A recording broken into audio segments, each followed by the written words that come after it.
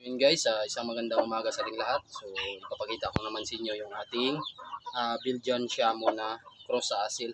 So, going 6 months old guys. So, ito na siya. So, flat comb. Yan.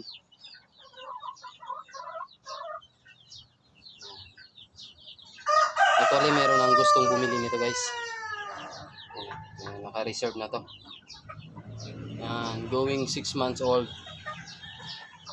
Okay, so. Ganda. Ano? Guys. Gabing gandang manok na to guys. Yan. So yung pinapakain ko dito is Galimax 2 Plus.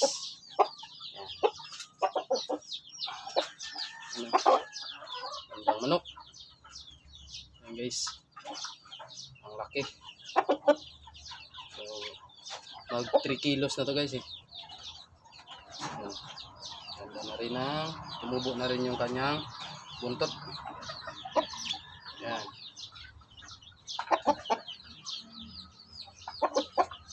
Alimbuyugin yung kulay niya.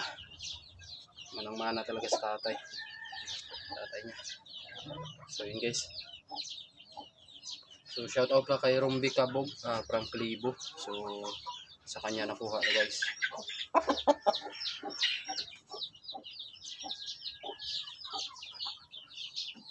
Yan. Yung manok na to.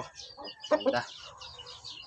So yun lang guys for today's vlog. At maraming salamat sa inyong patuloy na suporta. So buti ngayon hindi pa tumila pa yung ulan. Nakapagsaglit tayo ng vlog. Ayan. Ganda.